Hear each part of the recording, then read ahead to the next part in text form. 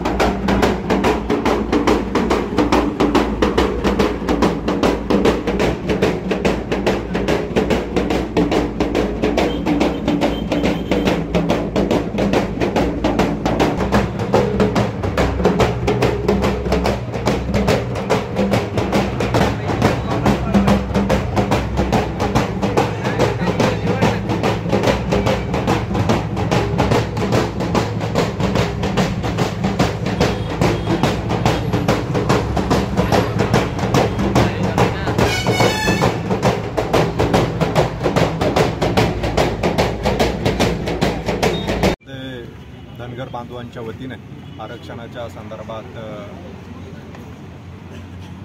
मोर्चा काढण्यात आलेला आहे। ते आज माझ्या निवासस्थानी या ठिकाणी येऊन त्यांनी निवेदन देऊन आपल्या मागण्या आरक्षणाच्या संदर्भात मागितलेल्या आहेत आणि या मागण्या मागत असताना मी त्यांना सांगितलं की निश्चितपणे आपल्या या भागाचा लोकप्रतिनिधी म्हणून मी नक्कीच समाजासोबत त्यांच्या मागण्यांसोबत त्या ठिकाणी त्यांना पाठिंबा दिलेला आहे आणि या मागण्या घेऊन सरकारकडे जे आपण आता सरकारचं लक्ष वेधलेलं आहे यातून या बाबी सगळ्या कायद्यामध्ये कशा बसवल्या जातील किंवा कायद्यात कशा बसतील याचा विचार करून नक्कीच मुख्यमंत्री महोदय धनगर समाज बांधवांना न्याय देण्यासाठी त्यांच्या न्याय हक्कासाठी लवकरात लवकर त्या ठिकाणी निर्णय घेतील आणि हे जे काही प्रकरण सुप्रीम कोर्टामध्ये आपल्याला लढावं लागणार आहे त्यासाठीचा जो काही अहवाल तयार करावा लागणार आहे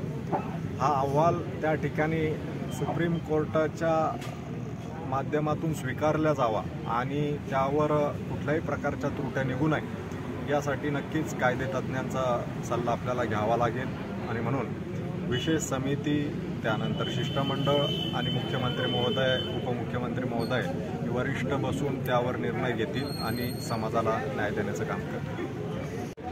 महाराष्ट्रामध्ये प्रत्येक प्रतिनिधीच्या घरासमोर बंगल्यासमोर संबंध धनगर समाजाच्या वतीनं चालू असलेलं जालना जिल्ह्यातील धनगर समाजाच्या एसटी आरक्षणाच्या निमित्तानं आमचे बोर्डे साहेब